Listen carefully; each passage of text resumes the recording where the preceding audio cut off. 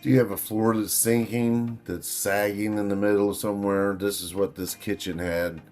And we've decided we cut back a little bit more of this flooring in this dining room area where it starts to take a dive into the kitchen. And right now the guys are pulling nails from that where we cut those boards out, that decking, that subfloor deck.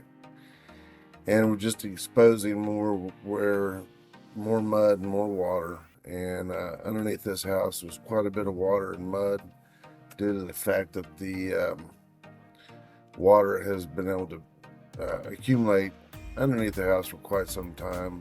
You may or may not be having this problem. This was kind of a surprise to us, something we've been dealing with.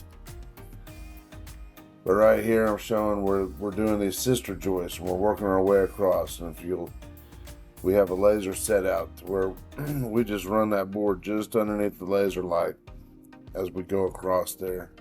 And we're gluing and adhering the new sister joist board right next to the other one with screws and nails, and maintaining an even level all the way through the kitchen. And here I'm showing where the wall was rotted. I put styrofoam up there, jammed it up into the upper floor in the wall space, and then put another board underneath of it and put spray foam to hold it in place. And hopefully that acts as an exterior siding that was rotted away. There was also a leak here at the door. We're also going to beef this up some more on the inside before we put new doors in. Pour some more concrete in that footing and embed a 2x4 in there to give us a place to screw to. This is the space underneath where the heat exchanger is, and it is sagging about 1.5 inches. We need to jack this area up. So I poured another pier directly underneath there so that we'll have a place to jack from next week when we go in there and start lifting that up and finish the last 3 sister joist boards. We're going to leave those open so that the plumber and the heat and air guy can get their hands in there and work and not close up the space so much for them. We'll do that as we redeck the kitchen when we get everything done.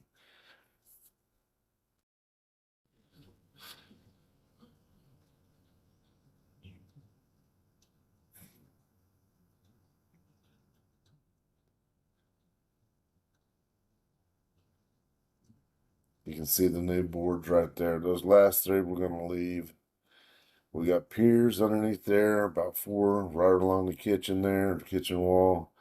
Some dividing the room and right there in the middle also. Probably about 10 pier holes together. Some with posts sticking out already, some just a place where we can block it up. But this floor is not going to have any sag in it, and it's not going to have any give because we're going to support it from underneath, unlike the way it was before. This is where the refrigerator is going to go. It didn't go there before. That's where the hot water tank was. Let's get over here for another view. So,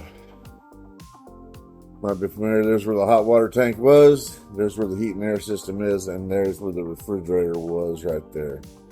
Luckily for us, all the plumbing is right there. There's the laundry room, bathroom directly upstairs, and then the kitchen area. So all the plumbing's right there, and hopefully that will get done in the next couple weeks. We've got 3 boards over there ready to keep sistering, and we went ahead and quit today because I want to jack that corner up of that room a little bit, get that braced up before we go any further. The plumber has to dig in and get over there, so I don't want to make the area any smaller than we need to. So we're going to leave that open for the plumber. This over here, we did some concrete work on the outside to help seal that up. What we're going to do is we're going to frame this in after we get it leveled up a little bit more.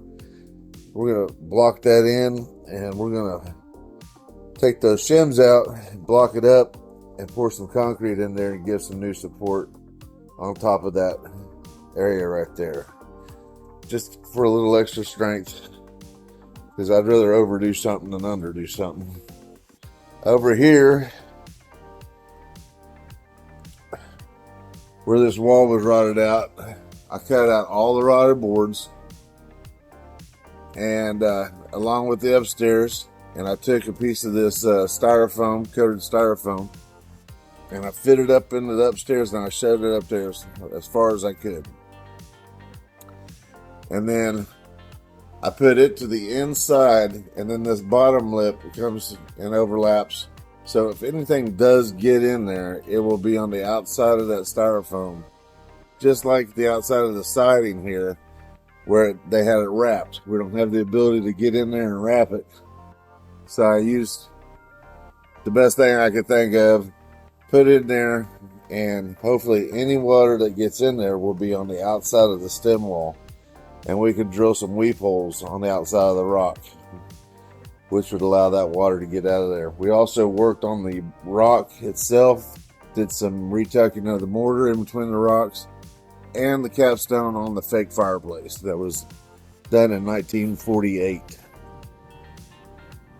Okay, here's a view of the capstone before we put hydraulic cement on it to seal it up, and there's the view afterwards. Once again, like and subscribe. It helps me out, and it's free. Thank you for watching.